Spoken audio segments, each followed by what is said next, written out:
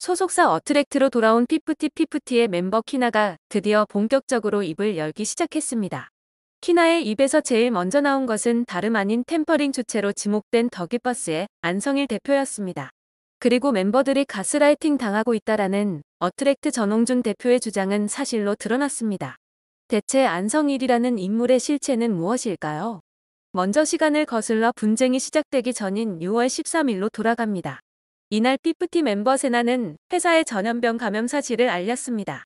그런데 세나가 양성이라고 찍어보낸 사진의 주소지가 눈에 띕니다. 해당 사진의 주소지는 송파구 문정동이었는데요. 피프티의 숙소는 알려진 대로 강남구 논현동으로 두 곳의 거리차는 약 15km입니다. 세나는 왜 논현동을 두고 문정동에서 검사를 받았을까요? 아이러니하게도 문정동은 안성일 대표의 주거지였습니다. 그리고 이 사실을 취재한 언론사의 보도에 따르면 세나의 사진 정보에 담긴 위도, 경도와 안성일 대표의 집 위도, 경도가 일치합니다. 이제는 위도, 경도까지 나오는 상황인데요. 그렇다면 세나는 안성일 대표의 집에서 검사를 한 것일까요? 아니면 안성일 대표가 키트 사진을 보낸 것일까요? 그렇게 3개월이 흘러 키나를 만나 취재진은 키나에게 세나의 진단 키트가 누구 것인지 물었습니다. 돌아오는 대답은 안성일 PD였습니다. 모든 일의 시작점인 안성일 대표는 대체 왜 가짜 전염병을 기획한 것일까요? 키나는 그때가 6월 13일이다. 내용 증명을 보내기 3일 전이다. 안성일 PD가 지금부터 일정을 소화하지 않는 게 좋겠다고 조언했다라고 밝혔습니다. 이어서 키나는 안 PD가 전염병에 걸리면 방치되니까 소속사 눈을 피할 수 있다고 말했다. 격리 기간을 이용한 것 같다라며 내용 증명이 도착하기 전에 숙소에서 빠져나와야 했다. 마음이 급했다. 그때 안성일 PD가 키트 사진을 보냈다라고 덧붙였습니다. 키나는 소송을 결정한 이상 이렇게 하는 것이 최선이라 생각했다고 하는데요. 또한 안성일 대표는 회사와 마주치면 안 된다라고 이야기하며 변호사들과도 대화하지 않는 게 좋다고 조언했다고 합니다. 아주 치밀하게 작전을 짰다는 것이 드러나는 부분인데요. 그렇게 키트 사진으로 3일의 시간을 벌었고 피프티는 6월 16일 내용 증명을 보냈습니다. 그리고 17일 숙소를 탈출했고 어트랙트는 19일에 내용 증명을 받게 됩니다. 6월 19일 전쟁이 시작되고 안성일 대표의 첫 마디는 잘한 선택이다. 이제 좋은 길로 가자 였다고 합니다. 그 이후로 안성일과 계속 함께 움직인 것이냐는 질문에 키나는 안성일에 대한 신뢰가 완전히 무너졌다고 전했습니다. 키나는 안 PD가 가처분 소송을 제안했다. 부모님들이 변호사를 선임했다. 안 PD는 내가 앞에서 도와줄 수 없다. 대신 뒤에서 증거를 제공하겠다고 지원을 약속했다라고 밝혔습니다.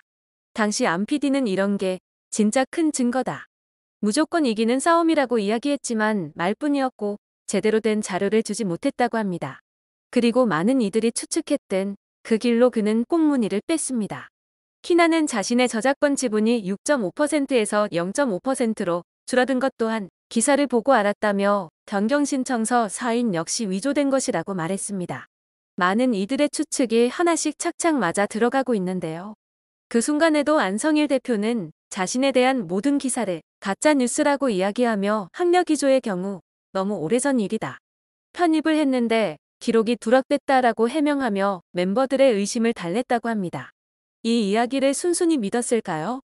의외로 부모님들이 이런 상황에 화를 냈다고 합니다. 안성일 대표 때문에 소송의 논점이 흐려진다며 안성일을 제발 배제하고 우리 문제에 집중하자고 얘기했다고 합니다. 그리고 놀랍게도 현재 멤버들이 SNS에 글을 올리는 것도 자체 판단이라고 하는데요.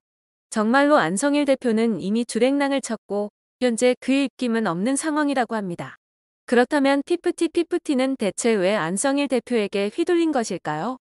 안성일 대표의 가스라이팅은 4단계로 진행되었습니다. 세뇌, 불안 조성, 거짓 정보, 그리고 이간질이었습니다. 안성일 대표가 자신을 어떻게 포장했나라는 질문에 키나는 안 PD와 배 기사가 함께 다닌다. 요즘 어때?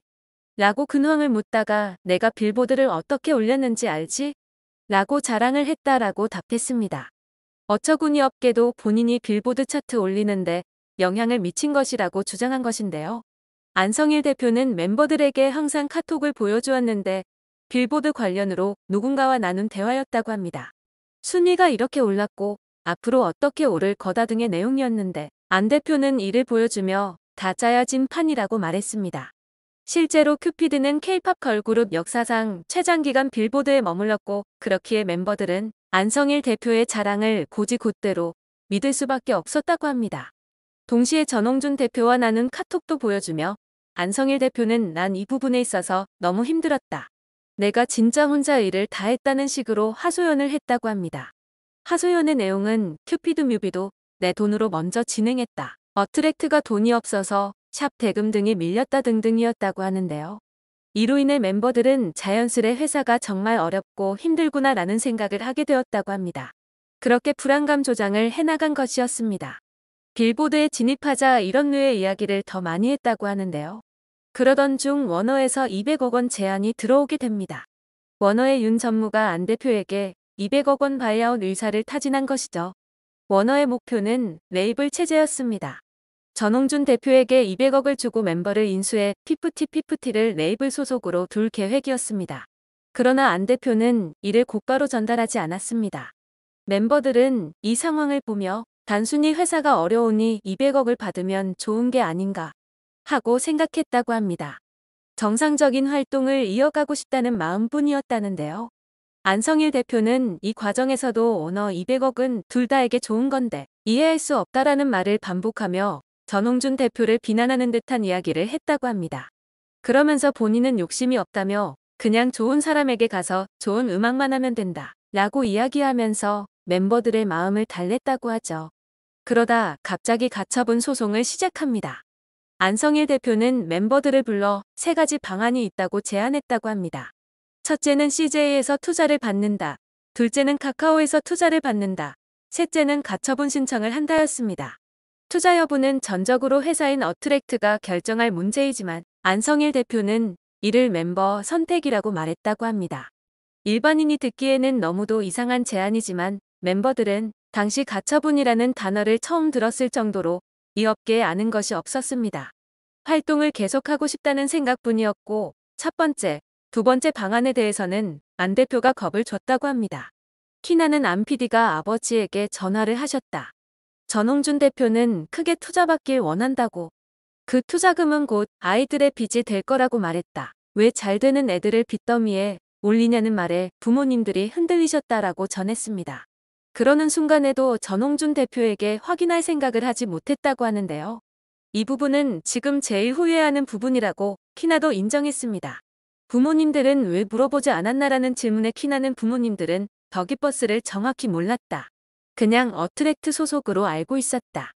내부 직원이 이렇게 걱정을 해주는데 난처하게 만들면 안 된다고 배려했다. 라며 안성일 대표를 내부 고발자 정도로 생각했다고 했습니다. 안 대표는 여기서 그치지 않고 전홍준 대표가 일찍 끝나고 멤버들을 버리려고 했다고 내부 고발을 가장한 이간질까지 했습니다. 키나에 따르면 이런 일들이 있었음에도 불구하고 가처분 소송은 오롯이 자신들의 선택이었다고 이야기합니다. 안성일 대표가 제안했을 뿐 결정한 것은 자신들이라는 것인데요. 하지만 안성일 대표의 가스라이팅이 없었다면 이들은 어떤 선택을 했을까요? 내가 너희를 키웠다. 내가 빌보드에 올렸다. 내 돈으로 뮤비를 찍었다. 내 돈으로 곡을 샀다. 전홍준 대표는 관심이 없다. 투자만 생각한다. 투자는 곧 빚이다. 너희들이 갚아야 한다. 왜 이야기를 하지 않았더라면 이들은 가처분 소송을 시작할 생각조차 하지 않았을 것입니다. 키나는 후회되는 한 가지로 그때 왜 전홍준 대표님께 연락드리지 않았을까? 그게 너무 아쉽다.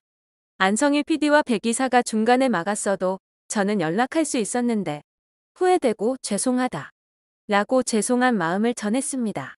이를 본 네티즌들은 키나는 이제라도 돌아와서 다행이다. 나머지 멤버들은 진짜 통수 그 자체인데다가 현재 진행형이다. 너무나도 예상대로다.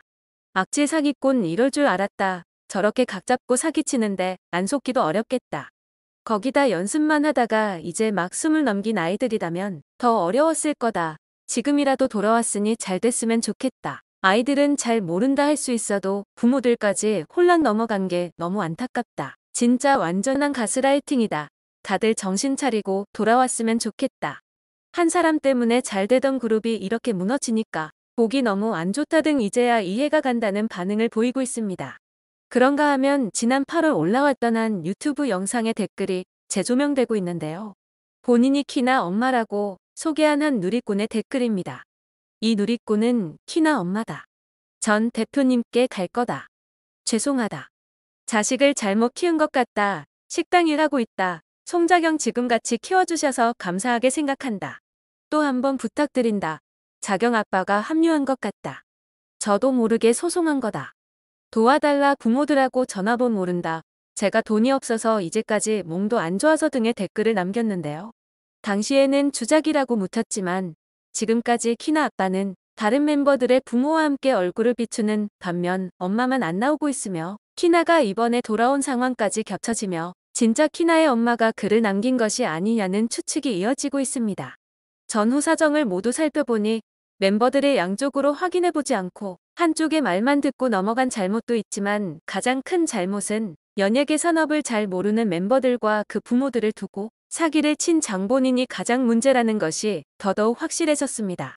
키나의 이야기는 이제 시작되었을 뿐 계속해서 분쟁이 끝날 때까지 이어질 것입니다. 같은 멤버의 이야기를 진실이라고 믿고 나머지 멤버들도 이제 그만두고 모두 합심하여 실질적인 적을 처단하는 데에 힘을 모았으면 하는 바람입니다. 이런 수법으로 여러 번 많은 이들을 힘들게 한 인물입니다. 이번 기회로 제대로 된 처벌을 받고 다시는 이런 사기꾼 같은 인물이 연예업계에서 행패 부리는 일이 없었으면 합니다. 그런가 하면 어트랙트는 안성일 대표와 키나 아버지 간의 녹취록까지 공개했는데요. 해당 녹취록에 따르면 안성일 대표는 피프티가 어트랙을 상대로 한 전속계약 가처분과 관련해 여러 조언과 제안을 나눴습니다. 이와 관련해 어트랙트 관계자는 소속사 아티스트의 계약 파기 및 가처분 소송을 종용한 더기버스 안성일 대표의 행각이 만천하에 드러났다. 아티스트를 꿰어내 회사에 막대한 손해를 끼친 안성일 대표에게 단 한 줌의 선처 없이 끝까지 법적 처벌과 감당할 수 없는 손해배상 책임을 지도록 할 것이라고 말했습니다. 더기버스가 불안에 떨고 있는 동안 어트랙트의 새 걸그룹 오디션 프로젝트는 하나둘씩 차례대로 진행 중입니다. 이번 오디션은 JTBC와 제작할 가능성이 매우 높다는 보도도 나왔는데요. 세부 내용을 두고 막판 조율 중인 것으로 확인됐습니다. 또다시 중소기획사의 기적을 써내려가길 바라며 범죄자는 그 사이 제대로 된 처벌을 받길 바라겠습니다.